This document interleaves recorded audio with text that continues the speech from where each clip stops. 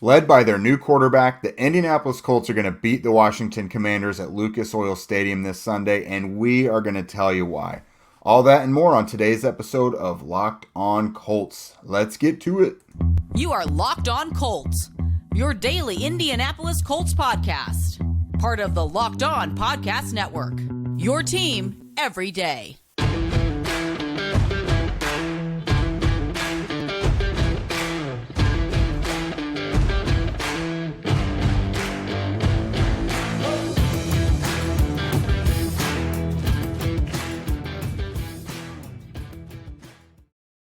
Thank you all for tuning in and making us your number one listen of the day. This is your daily podcast covering your Indianapolis Colts, part of the Locked On Podcast Network, your team every day. Today's episode is sponsored by SimpliSafe Home Security. With Fast Protect technology exclusively from SimpliSafe, 24/7 monitoring agents capture evidence to accurately verify a threat for faster police response. There's no safe like SimpliSafe. Visit simplisafe.com/lockedonnfl to learn more. This is Jake Arthur alongside Zach Hicks once again. Back with you together after yesterday's crossover episode. If you haven't checked that out yet, go ahead and do so for us. You know the two of us from horseshoehuddle.com. This week we have just been cranking out all of the Sam Ehlinger content and all the trade deadline content that you guys can stand. Jake, so please, Jake. Sam Ehlinger. I already in the messed it up. Comment section, we saw you. Comment section, we saw you. Yeah, we had no clue. I had heard people say Sam Ehlinger multiple times, but Sam Ehlinger. I was practicing it in the car ride over, like back home today to make sure I had it. So it's gonna be like the Bobby Okereke thing for me. Yeah. And I know it'll probably be like that for you too, Jake. But yeah, again, comment section. You can get mad at me for cutting Jake off again, but I had to correct him because you guys were telling us this respectfully. A lot of you guys were doing it very respectfully. I appreciate it. Even the people who weren't saying it super respectfully, like I get it, like we should know. Sam Ehlinger. Okay, we're good. Yeah, some people super care about name pronunciation. Yeah. So I will try to be better for you guys. Anyways, today we're going to discuss the latest Colts news and examine both the offense and defense, including who might be the XFactors that make the difference in this matchup. Plus, we'll give you our final predictions. All right, so of course, this Sunday, it's a 4:25 p.m. kickoff at Lucas Oil Stadium. It's not a 1 o'clock game. Pretty sure they made it a 4:25 game because they thought it was going to be Carson Wentz versus Matt Ryan. Sam Ehlinger versus Taylor Heinecke. Much different matchup, but I digress. So, Zach, obviously, Sam Ehlinger is the biggest part of this whole matchup from a Colts perspective. You just did a pretty good piece on him today, Thursday, regarding the run game and how it's going to open up RPO opportunities and things. So why don't you just tell us a little bit about what you see transpiring in the run game or just from the offense in general with him under center? Yeah, Sam Ehlinger is a really good athlete with a quick, very quick motion. And again, that athleticism to get out on the edge to kind of reset his feet quicker. I mean, it opens up a lot for obviously read options, which I've talked about a lot this week. I want to see a lot more QB runs, which I am very happy to see Sam Ehlinger the other day when he was talking to media. I think somebody asked him, like, what quarterbacks are you watching league-wide? And he was like, oh, yeah, Jalen Hurts, Josh Allen, Pat Mahomes. I like how they have QB runs in there for them. And I was like, ooh, okay, there we go. We might get some QB runs. But talking specifically about RPOs, the Colts did a lot of different types of RPOs with Carson Wentz in 2021 than they have done this year with Matt Ryan. With Matt Ryan this year, you don't want Matt Ryan to be moving around too much. So a lot of his RPOs were just quick glance routes or quick pass combinations behind the defense to where, yes, if they did overcommit to that run, you could throw it behind them. But with Carson Wentz, there was a lot more mobile opportunities with the RPOs. There was pulling it out and maybe moving with the screen action or with a flat or something like that down the line and kind of using that athleticism to get out of the pocket. Even on these quick RPO passes where the ball has to be out within, 2 seconds because your offensive line is run blocking. You obviously don't want to hold the ball back there on these RPOs. So I do think having someone like Sam Ehlinger back there opens up more of the Carson Wentz RPOs that we saw last year. And we saw, a decent amount of success. And JJ, I want to say his last name right, Stankovich, I think is how you say it, Stankovitz.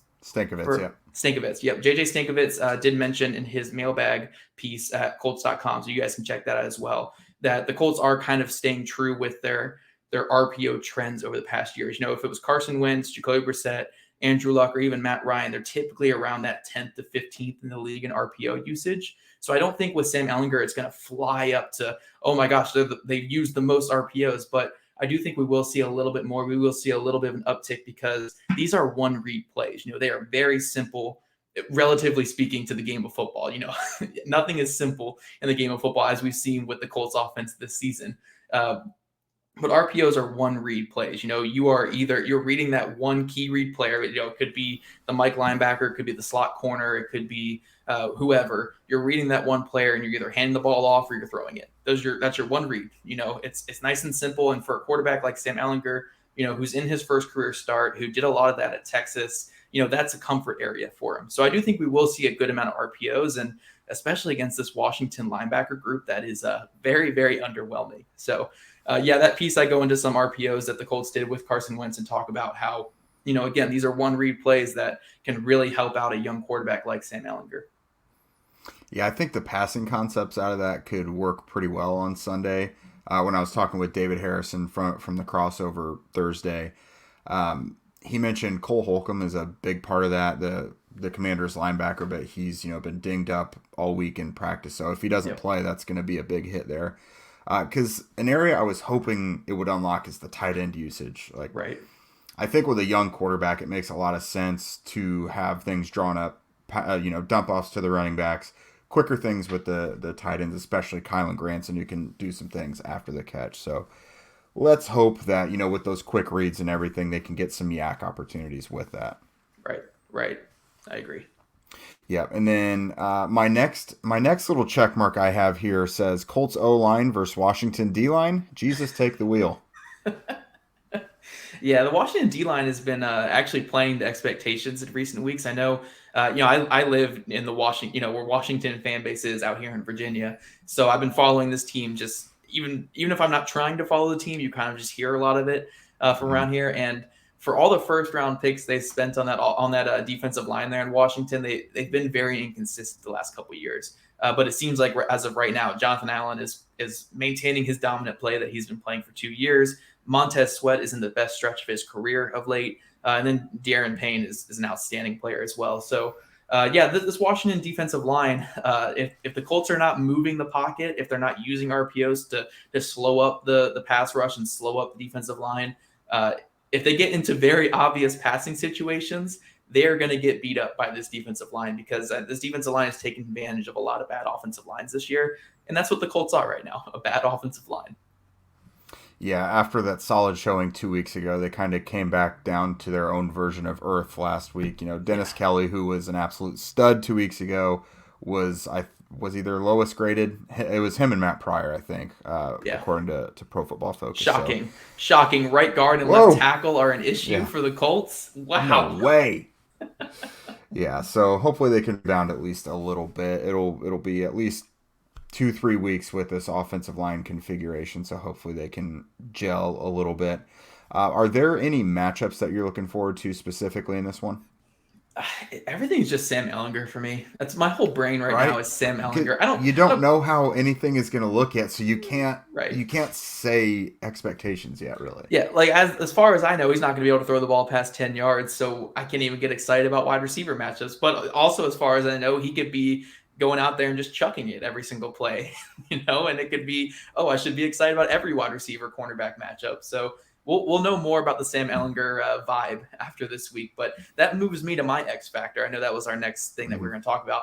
My X Factor of the week is none other than Sam Ehlinger. Everything in this game is all about Sam Ehlinger, and everything about the rest of the season is about finding out, is Sam Ehlinger a guy that you can maybe be a starter going forward or could be your guy? It's obviously a very small percentage chance that this is going to happen, but you know what? He's getting a rare opportunity that a lot of 6th-round picks don't get, at quarterback. So I'm excited to see Sam Ehlinger out there. Every time that we have seen him in a Colts uniform, it's been really, really good play, but it's always been in the preseason against a bunch of backups. So I'm excited to see what he looks like, in the real deal against a defense that, their defensive line's pretty good, but it's really not that great of a defense overall. No, and people don't ever talk about this, but did you know Tom Brady was a 6th round pick? What? No way. I would expect first overall. No chance. Yeah, Colts ownership has never, made that parallel before either. So it's weird.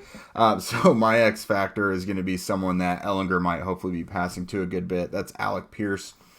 So I did a piece this week. If you guys haven't checked it out yet, basically in these 2 preseasons that Ehlinger has played, who has he targeted the most? And for the most part, it's been his big outside receivers. It was Mike Strawn and definitely Desmond Patman. Patman was like far and away his most productive receiver. So in the regular season iteration of that is Michael Pittman Jr. and Alec Pierce. Pierce has been more so their outside downfield guy this season. So I'm looking to see if Pierce continues to be involved in those downfield things. Matt Ryan got him involved downfield occasionally. I think if I had to guess, I think Ehlinger will be a little more aggressive downfield. Plus, since he can buy some more time with his legs and kind of make something happen out of those busted plays, I think that presents an opportunity. Not to mention Alec Pierce, one of his specialties is the contested catch. So Right. I think that bodes well there. Before we move on and talk about the defensive side of the ball, we want to let you guys know about one of our favorite sponsors, SimpliSafe. Okay, so here's a sports analogy for you guys, just to put it simply. When it comes to burglars, your home is like the end zone, and you need the absolute strongest defense you can muster. This is why I use and trust SimpliSafe Home Security. At SimpliSafe, your safety is the only thing that matters. It's cutting-edge technology powered by 24/7 professional monitoring agents who always have your back, so you always know that your home is safe. Using the phone to control the system and check the cameras and all that good stuff is really clutch for me, especially with how much I've had to be away from the home lately, whether it's being gone all day on Sundays or, the vacation I was just on, whatever. But with 24/7 professional monitoring, SimpliSafe's agents call you the moment that a threat is detected, and they dispatch police or first responders in an emergency, even if you're not home or can't be reached. Customize the perfect system for your home in just a few minutes at simplisafe.com/lockedonnfl. Save 20% on your SimpliSafe security system when you sign up for an interactive monitoring plan and get your first month free. Visit simplisafe.com/lockedonnfl to learn more. There's no safe like SimpliSafe. All right, Zach. Defensive side of the ball, talking about SimpliSafe, trying to keep Lucas Oil SimpliSafe. So, the Commanders have their own version of the Sam Ehlinger saga going on right now with Taylor Heinecke, who is a fan favorite. A lot of fans there want him to be the guy. He's the perfect definition of the backup quarterback being the most popular guy in town, basically. Yep. So this matchup looks like it's going to be 2 guys who are just going to be able to do some goofy things outside of the structure of the actual play under pressure and things. The Commanders, led by Heinecke, beat the Packers last week, which is not like a super tall task nowadays. But Regardless, he went toe-to-toe with Aaron Rodgers. Oh, Taylor Heinecke is magic, man. I mean, around here, you would think that he's, besides Alex Ovechkin in hockey, he's the biggest thing in all of See, Washington sports. Firsthand from sports radio, I'm sure. Right. He's the biggest thing in all of sports here in Washington. The Nationals are bad, the Wizards are bad, the Capitals are, they're usually pretty good. But we got Taylor Heinecke. That's he comes in, he can beat Tom Brady on the road, he can throw punches with Tom Brady in the playoffs, he could beat Aaron Rodgers in his first start this year. But no, Taylor Heinecke, being honest, is a phenomenal quarterback for UDFA. For a guy coming from where he was, phenomenal career so far. What he actually is, though, is he's a very sporadic, weak-armed quarterback that is capable of some good magic. I mean, you can't deny that. There's every now and then he just puts together a couple. It could be a couple drives or a couple of series or even a game where you're like, wow, this is a pretty good quarterback. Not like a great quarterback, but like where it's like, oh wow, he gives us a fighting chance. But the thing is, he'll never be able to put together. It's just who he is. He's a lifelong, destined to be a backup. But of all the backups you could have in the NFL, like he's the one you want because he gives you a chance to win every time he's out there. And he's so much fun. He is so much fun. But when it comes to this Colts and how you kind of prepare for him, there are going to be a couple interceptable balls in this game. He threw 15 picks last year in 15 games played. I think he had 5 turnover-worthy plays in this past start against the Packers in terms of just throwing the ball too. That doesn't even count the one that he fumbled that was brought back for a touchdown that got negated for a penalty down the field. So he is wild. He is absolutely wild. You will get some ducks that go down the field into double coverage. You just got to take advantage. And we have not really seen this Colts defense take advantage of turnover-worthy plays this season. We got to see those come to fruition this week if the Colts are going to have a chance. And get that short field back for Sam Ehlinger. But no, Taylor Heinecke, you could think that he's in the midst of like the worst game you've ever seen from a quarterback. And then you'll have like 3 series in a row where you're like, oh my gosh, we went against Aaron Rodgers in his prime. Like Taylor Heinecke is an absolute blast to watch. And I'm so excited to see the chaos that he's going to bring back. They have to keep him in the pocket, make him force it into windows and make him try to attack downfield into double coverage. And he will throw some ducks up there for him. It honestly doesn't sound wildly different from if they were going to play Carson Wentz. I mean, I don't know how Heinecke is pre-snap, but I mean, I think the Colts defense could have absolutely eaten against Wentz, but again, we'll see. This guy's a backup for a reason, although he's like he sounds almost like a Ryan Fitzpatrick type to me. Yeah, Heinecke is more of a wild card than Carson Wentz even, because like Carson Wentz is like, okay, he has the talent.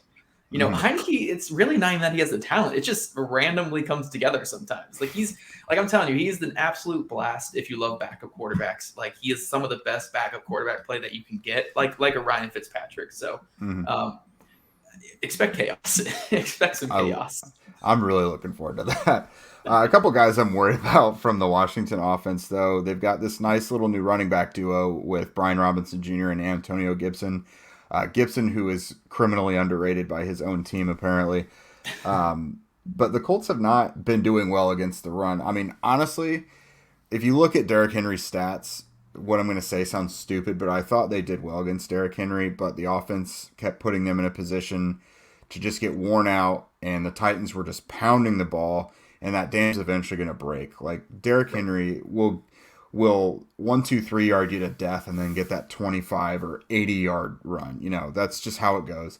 He's always going to get his yardage against the Colts.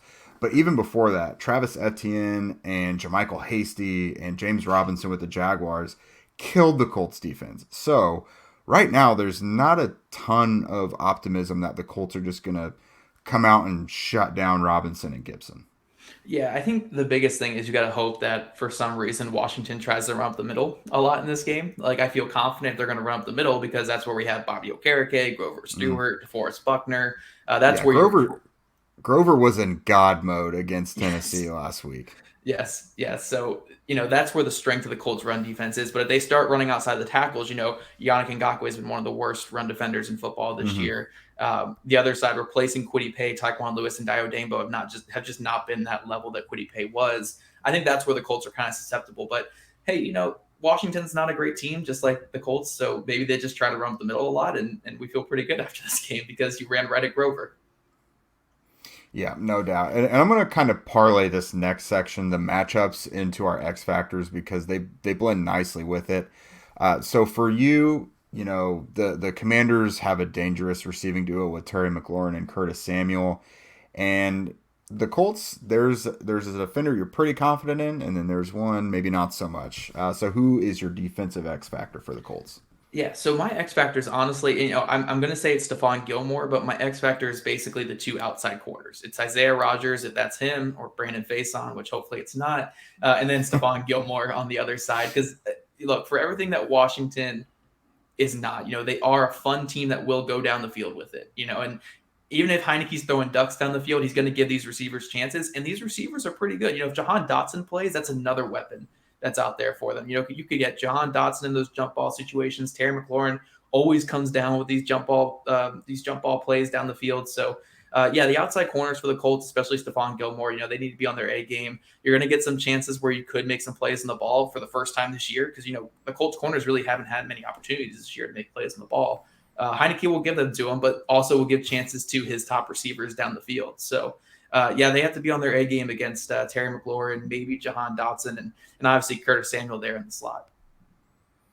Yeah, I'm going to go out on not a limb, and I'm going to say Isaiah Rodgers gets his first pick of the year in this matchup. It seems so right. I hope so. Yeah. So we talked about the outside run game and things like that, but also, Logan Thomas is a really good tight end for the Commanders, which leads me to give my X factor being Bobby Okereke.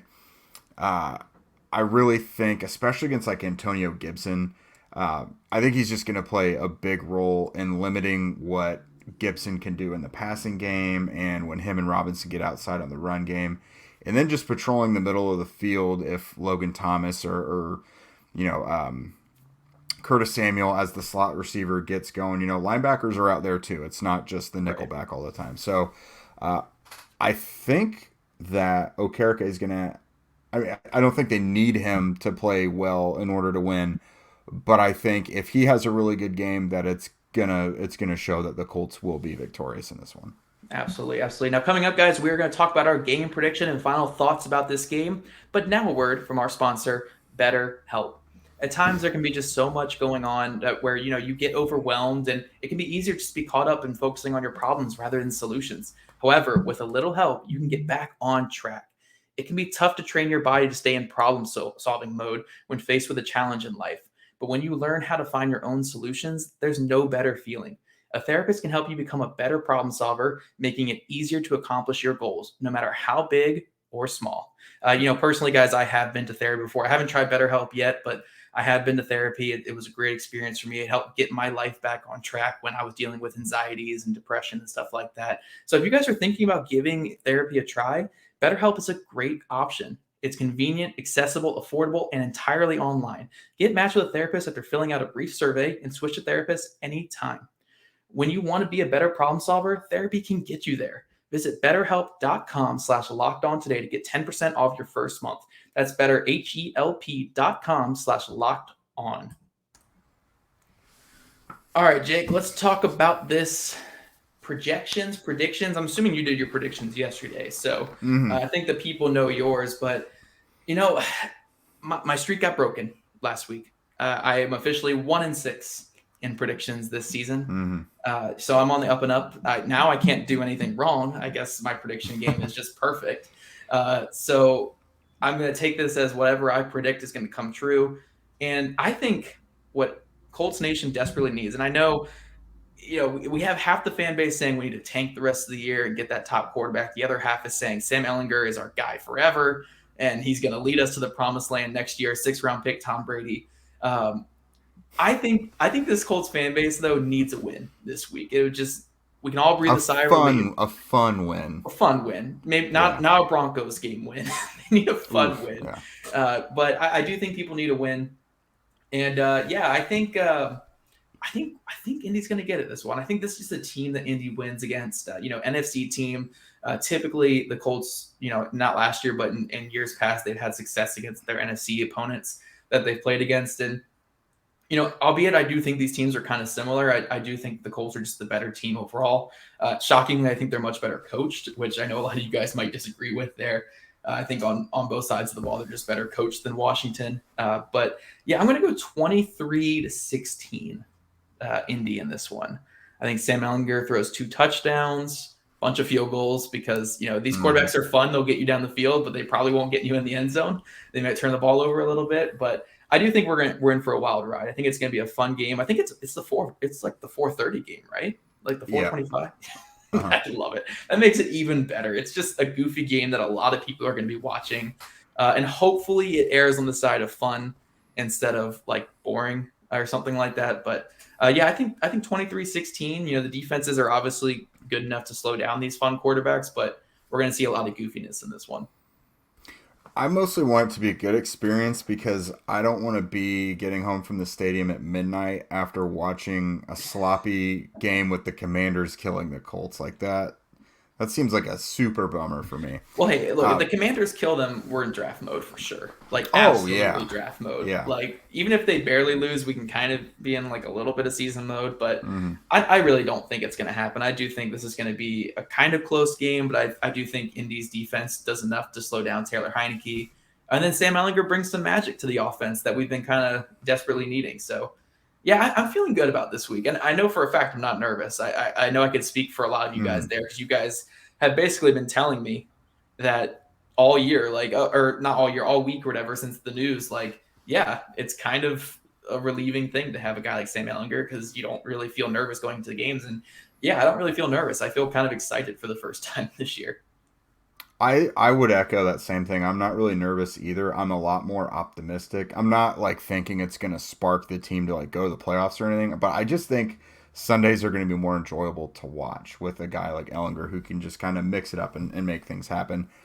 Now, my prediction is going to be a little bit of a downer. I do have the Colts winning, but I don't want to give the Ehlinger Colts offense 20 points yet until I see it, especially against a defensive front like Washington, which is capable of absolutely just eating the Colts offensive line alive based on what we've seen so far this year. So I have the Colts winning 14-10. I'm always pretty confident in the Colts defense. They've done it against the Chiefs. They've done it. We've seen them do it plenty of times. So I think Jonathan Taylor gets back in the end zone finally, and then I'll give Ehlinger one really nice red zone passing touchdown. It to makes his boy, a lot Kylan more. Granson. To his boy, Kylan Granson. Yeah, both of them their first touchdown of their careers. That would be sick, would it not? Has Granson not scored yet? I don't think so, because he only caught he caught like 10 to 15 balls last year. It was very non-existent, and then he hasn't scored this year. I think he got to the 1 yard line twice last year. So they did a couple gadgety things with him last year. So if anyone who's not familiar, Kylan Granson and Sam Ehlinger played together at Westlake High School in Austin, Texas. Granson graduated in like 2015, and then Ehlinger in 2016. So they played together at least a couple years. But I mean, small world. I think it's the same high school that Drew Brees. Did Nick Foles play there too? I think so. Yeah. Those guys are obviously way older than those other two, but like that's still pretty crazy. All right, so over under, Jake, 5 catches for Kylan Granson in this one. I'll give him the over on that. Yeah. And I don't think it's because Ehlinger's gonna be like locked on him or anything, but they do have chemistry, but I just think it makes a lot of sense for a young and experienced quarterback to rely on his running backs and tight ends. And Granson is the Colts' leading tight end receiver this year. So I could see him getting 5, 6, maybe 7 catches in this one. I think that makes sense. I love for Jonathan Taylor, if he's going to get 7 catches again, for it not to be like 3-yard average. Like, did you ever in your life think that Taylor could have like 7 catches and have absolutely zero opportunity to do anything with them? Like, I was so shocked when I looked at the box score after and saw he had that many catches. Like, there's no way. Yeah, it did not feel like that at all.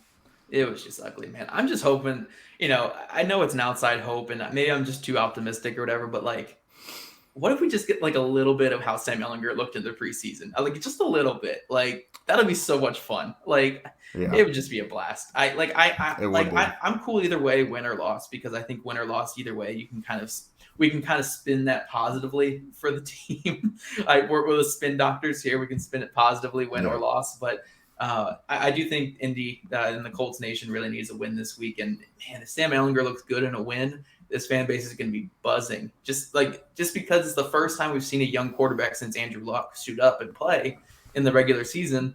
And I'm not trying to compare him at all to Andrew Luck, but there's nothing more exciting than having a young quarterback start for your team and then them look pretty good. Like there's nothing more exciting about that. It could be Taylor Heinecke for Washington. It can be Sam Ehlinger for Indy. They don't even have to be a starter caliber guy. Just a young quarterback looking good always makes you so excited.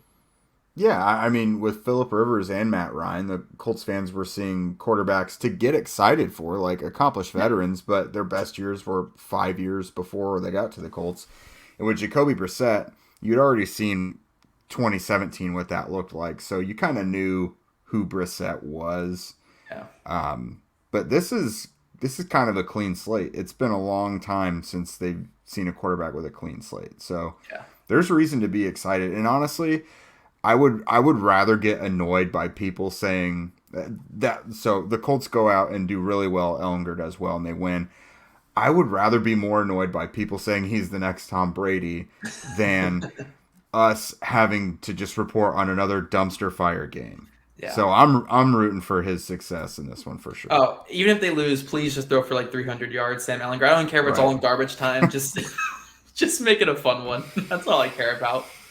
All right. That's it for us, everyone. The next thing to do, of course, is to play the game. Stay tuned to Locked On Colts this weekend, though, as we're going to start a new special series on some Sunday mornings, name pending, called Colts Over Coffee, where we play you some interviews with players from over the week.